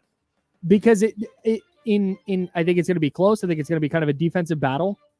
And I think Kyle Shanahan I think the Chiefs are gonna play the run. And whenever teams do that, Kyle Shanahan's like, we're throwing it. You're putting an extra defensive lineman on the field. You're putting an extra linebacker on the field. We're throwing. That's how I think that's going to go. Whether it's an efficient 250-ish, 250 plus, I don't know. But I think it's going to either way. I think it's going to be close. Jesse, we'll start with you on this one. I think I know which way you're going to go. Patrick Mahomes passing attempts or Jason Tatum points? I'm gonna go Tatum points because Kareem Hunt had like 27 carries last game, I think. Yeah, they run running the ball. rock I'm a gonna go lot. Tatum points on that. Okay, James. Okay, so give this to me again. Patrick Mahomes passing attempts. Okay. Or Jason Tatum points. Oof. I'm gonna go Mahomes. Okay. I'm going Tatum points because I think we're gonna get a huge Jason Tatum game where he comes out with like something to prove. That would be nice. He's been they finally, we were talking about starting five the other day, and it's so funny because starting five starts at the beginning of last season. Mm-hmm. And they're talking about Jason Tatum, and he's done all this stuff, but to be a legend, to be a Celtics legend, he's got to get that ring. He doesn't have that ring yet. He's come so close, but he hasn't gotten it yet. He hasn't proven that he can get it. That was the story, right? That they told in the series. And then he goes and gets the ring, and his entire summer is, well, Jaylen Brown was the Finals MVP, and then he was on the Olympic team, but didn't really play. And Jason Tatum won the ring, got the thing he needed to do, and everyone's still like, meh. Like, is he one of those guys though? I think Jason Tatum's gonna have a huge game. Even the starting five, you kind of feel like everyone's like, oh, everyone looks so great, but Tatum's boring, bro. I agree with that. Yeah, he's not charismatic dude. Yeah, he doesn't have like a big personality. When he opens the show, and the first thing they do is they show him with Deuce, and he's like, "This is my 5-year-old, soon to be 6-year-old son, Deuce." And I'm like, more of that content. Oh, more Deuce content. Yeah. I think he just hangs out with his kid and goes to work. Yes. Jason Tatum is like Keegan Murray in that way. I think it's just basketball and his family. Yeah, but that's what he's got. In all honesty, there's more to Keegan. He just doesn't want to let people in. Yeah, like there's the sly grin that it's just about like being comfortable and what he wants to. That makes sense. Put out there. Yeah, he's also a twin. Twins are weird. James, Jordan Mason rushing attempts or LeBron James field goal attempts? I'm assuming Jordan Mason's playing. John Lynch said on a Bay Area radio station today that he feels good about the fact that Jordan Mason has practiced Wednesday and Thursday. Oh man, I think even though he's practiced, I'm going away from Jordan Mason. Okay, so you're going LeBron James field goal attempts. I'm going LeBron James. I think he'll have like 18. I think Mason will have like 14. Okay, Jesse. Yeah, I'll go LeBron too. I think when Mason carries like 2 weeks ago and he burned me on that, so never again. Yeah. LeBron will get his shots up. I think the Chiefs are going to sell out to stop Jordan Mason. Okay. And I think because of that, that's why I went with the Brock Purdy passing yards earlier. Yeah. So I've got to stick with that trend, and I'm going to go with LeBron James field goal attempts. What if I told you that 6 weeks ago that you would say that statement? The Chiefs are going to sell out to stop Jordan Mason. That's insane. Oh, it's pretty wild. I just think Dalton Connect is going to steal all of LeBron James's field goal. Shout out Dalton Connect. Lit it up last night. Watch out. We call him the Michael Jordan of Austin Reeves. We've got here. We're not reacting to NBA preseason with the Kings, right? Never. But when Dalton Connect lights it up, was it a mistake that they didn't draft Dalton Connect? Like, all right, guys. Preseason either means everything or it means nothing. Especially game 5 of preseason. Yeah. There's no gray area. To me, it means nothing. 49ers Chiefs total points or Celtics Knicks first quarter total. Who's up? Jesse? Sorry, Jesse. I'm throwing the Celtics ones to you first. Yeah, okay. So it's 49ers Chiefs total or first quarter for the Celtics Knicks? Yeah. This is a stellar question, right? Yeah, this is a really good one. This is tough. I'm gonna go Chiefs Niners. Okay. I don't think it's gonna be a total low scoring game. I'm gonna go Celtics, Knicks. That's where I'm going. Yeah, man. I'm trying to. The Chiefs coming off their bye week. Maybe they figure a couple things out offensively. Look, you want to change my answer. The Super Bowl was 47, and that went to overtime. Mm-hmm. I don't know if anyone in this Chiefs Niners game is hitting 30. Oh no, I would be shocked if either team got to 30 points. All right, I'm gonna change my answer to the Celtics the next first quarter. Ooh, man, but the Knicks are trying to integrate Cat. Two best defensive teams in the league. One of the teams will hit 30 in that game. You need New York or Boston to come in with like 25 or something like that. 20. Yeah, the ceiling with the Celtics Knicks is so much higher. Yeah. Okay. Brandon Ayuk targets Jesse or Jaylen Brown 3-point attempts. Brandon Ayuk targets. I'd say Jalen takes like 6 threes, maybe 7, but I'd say get Ayuk 8-9 targets this game. James? I'm going the same. I think Ayuk is going to have a breakout game. I think he'll be back to where he was 2 weeks ago. The Niners definitely need it. The Chiefs' pass defense is really, really good.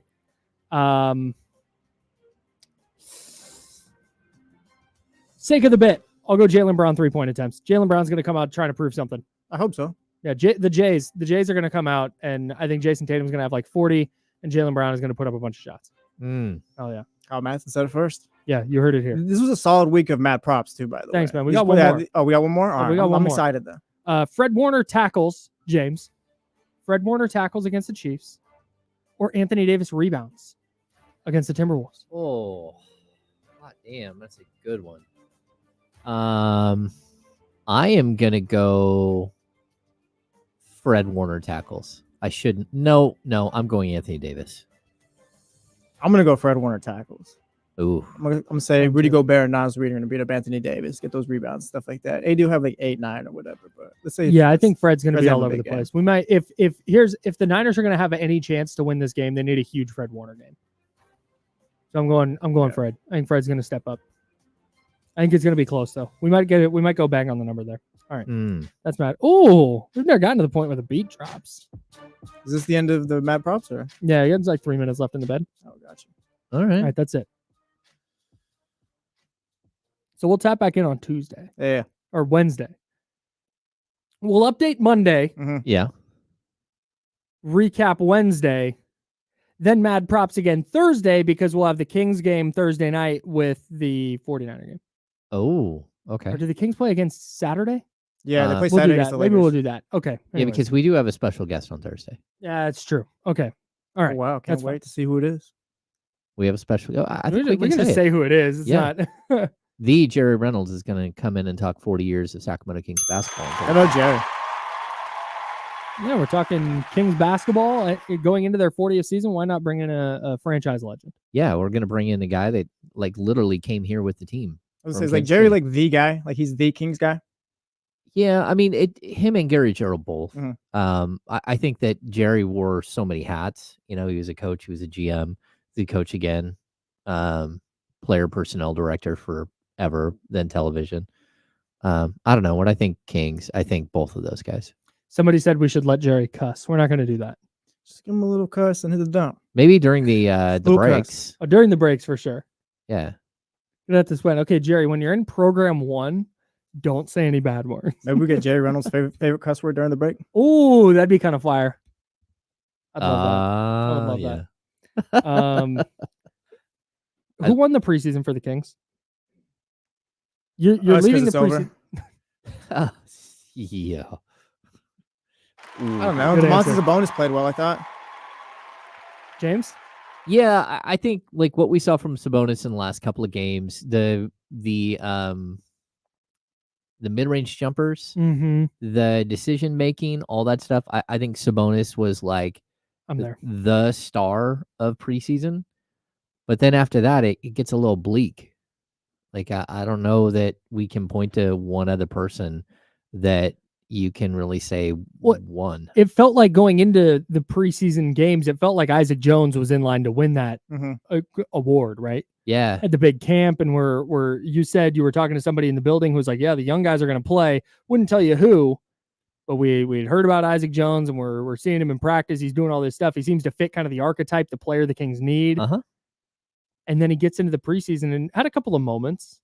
You see him kind of doing some of the right things, but didn't do enough to be. He just didn't set himself apart. Yeah, for me to go, yeah, that guy won. I'm with you guys. It has to be Domas. That has to be Tomas. Mostly because nobody else did anything. Yeah, and I don't think he lost like anything in preseason as far as Isaac Jones? Yeah, I just think that like he looked like an undrafted Yeah. guy on a 2-way contract that is trying to figure out how to play in the NBA in his first camp, trying to figure out how to fit in and where his game, sort of his style fits. And, I think as we got deeper into it, you saw him go closer and closer to the basket, which is clearly where he's more comfortable. Mm-hmm. And he needs to figure out that, like, again, to be productive with the Kings, he needs to get in the corner like every single time. So he'll learn. Yeah, that's expected. Yeah, I wasn't disappointed. Whatever Isaac Jones is supposed to be, we'll probably find out in 2 years. Yeah, I would agree with that. Yeah. Yeah, you got to get acclimated to the speed of the game first, and then you got to figure out exactly where your role is. Yeah. Yeah. It's really hard to be good right away. You know? Yeah. No, I think so too. I think that's the why NBA is hard. You're welcome. You heard it here first. Yep. Even watching like Doug McDermott walk on the court, it was like, oh, wow. Like that's how you go and make an impact on a team like right away. The way that Jordan McLaughlin walked into the court on Sunday and then again on Tuesday. Veterans who have been around the league. You're like, hey, look at that. Like, I see how you fit. So those guys for me are things that stood out. But then when it comes to the young players, I'm not going to cook them. No. There's honestly with the undrafted and like the second round picks, there's nothing to really expect. They have to develop. Yeah, and that's what I think there was this excitement about Isaac Jones specifically, because you heard, oh man, he's in the crash zone. Oh, and he hit a couple of threes, and you're hearing all this stuff, which is really exciting. And that's the maximized version of him is a rotational player, right? The 6'8" Keon Ellis. Yeah, is what we're talking about. It just comes in and has this impact in this way where he's not going to be a star, but he definitely has a role. And I think that excitement built for what the next year and a half, 2 years might look like, not what game one of the preseason. Isaac Jones was not getting rotational minutes this year. No, not off the bat anyway. I don't think so. There could come a point where he does play, but again, I kind of, if you're projecting him, you want him to develop into Naz Reid, and that's kind of like what your idea is for him. And I don't know that that's who he's going to be. I think he'll be a variation on that. But still, I like what I've seen, and nothing about what happened in preseason has changed my mind on him as like a potential prospect. Yeah. I think that he's a guy that easily could have been a second-round pick and easily could, be a player who makes it into the NBA at some point in his career. And there are players that the Kings have brought in, even in the last couple of years, that I did not feel that way at all. Like, what are we doing here? This guy is not an NBA player. He's not going to be an NBA player. And why is he here and other people aren't? Yeah. So, yeah. So removing the guys from the conversation, Isaiah Crawford, Isaac Jones, etc. Did anyone lose the preseason to you? Honestly, no. I don't think so. I mean, like us, because we had to watch it. Sure, yeah. If you sat through every game, sure, yeah, you're one of them. But like Kevin Huerter and Trey Lyles, like you probably would have wanted to see something from them. They're hurt, so they're out of here. Yeah. I'm sorry, but I'm not going to hold the preseason against Malik Monk, your two All-NBA guys, DeMar DeRozan or even Keegan Murray at this point. They are good till game one for me. So as far as that, like the second round picks, undrafted guys, I'm not holding anything against them. So no, I don't think anyone lost it. Okay. I think that there was, two guys. I think Jalen McDaniels clearly lost the preseason. Yeah, I guess, yeah. True. And go ahead and leave, because he didn't stand out as someone who could play, and at least not for this team. And then the other guys, I think that there was an opportunity for Mason Jones. And I think that it's like he's still going to be a G League player. He's still going to be in Stockton. He's still going to bounce back and forth, and he's still a two-way player. But at the same time, you were kind of like, okay, man, this might. He's the exact player he was last year. Well, yeah, but you open camp, there's no Jordan McLaughlin. There's no Kevin Huerter. There's no Trey Lyles. There's no Devin Carter. You have opportunity. Will you take advantage of your opportunity? And the answer is, I don't feel any differently about him today than I did after watching him in Summer League. That's it. There's not like some rush to get him on the roster. Nope. Yeah. So yeah, I think I'm there with you. There was hope for, man, last year, really good year in the G League. Good energy guy. Can he just find a role and contribute? And I just don't think he did. And that's a bummer. Yeah. Throwing your boy Colby Jones in the chatty house. How do you feel about him? Okay, that's the other one. Yeah, Colby Jones is not the leap I was at, because my excitement with Colby Jones in his rookie year was, hey, he knows what he's doing. The speed isn't there yet. He's got things to work on for sure, but like he knows where to be on the basketball court. He knows how to play the game, and having that feel is like 70% of it. But on the other hand, that also came with the idea that, okay, he's got a really good floor. Now he's got a good foundation to build off of. And I just don't think he's building quickly enough. The player I thought he would be at this point is just not where he is. I haven't seen that much growth from him since year one. Do you think the expectations might have been unrealistic on him? You can throw Mason Jones, I guess, because like we see it like they're second round guys, probably from me, G-League yes. guys. So it's like how I don't know, like they're watching guys like that develop is always tricky. I feel like because it's like what can you really expect? Okay, so I feel like that we saw very quickly that he does have like a feel for the game. Yeah, but then what you have to do is you have to back up the feel for the game by developing the other skills. And what we can't keep thinking is you're a jack of all trades and master of none, but your level of what that is too low. Yeah. Like in order to be that at the NBA level, man, you have to be really, really, really good at so many things. What's his elite thing that he does? He does not have one elite skill. The only thing and if it is, it's his feel for the game. And you can see where he's kind of a guy that the ball bounces to all the time because he's always in the right spot. But there has to be something else. Yeah. And that's where, again, the guys who don't have a natural, like the 3-and-D guys, like Keon Ellis, I need you to hit threes and I need you to play defense. That's it. Don't do anything else. Yeah. It's easier for that guy to fit in than a guy who is like, I'm here to do all the dirty work all the time. It's like, okay, but you don't stand out doing just the dirty work. At some point, you do have to have at least one or two elite skills. Yeah. Yeah. I'm right there with you. Okay. We have like a minute and a half, and I want to get to this Drake May thing really quick. Drake May got asked today why English fans, because the Patriots are playing against the Jaguars in England, why English fans should support the Patriots. And he said, well, it's right there in the name, New England. Take a history class, bro. This is your starting quarterback? Do you understand what happened with New England?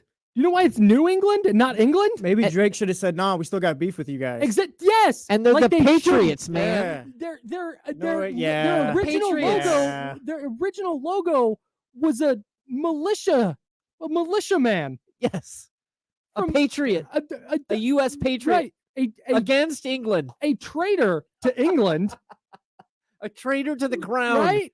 Yes. They fought a war. Maybe Drake May should have said, "Yeah, we just don't rock with you guys." Still. Yes, that's 1,000%. Honestly, it sucks to be here. Or it could have been like, hey, what he should have done is be like, "Hey, I know we had beef back in. I know that 1776 stuff was tough. Oh, the Declaration of Independence, not your fave, but your beef is with France. Yeah, France is where your beef lies, and we're good now." We have mended those fences. We have built those bridges. Just walk across that bridge and become a Patriots fan. I'm low-key reignite the beef. I'm low-key going to throw like some tea into the lake tonight or something. It's a little different because my mother-in-law, who I love dearly, is English, and I've been to England now, and I liked it very much. But still, like English sporting events, I still got, there's residuals from 1776. I root against England. Very tough. I do.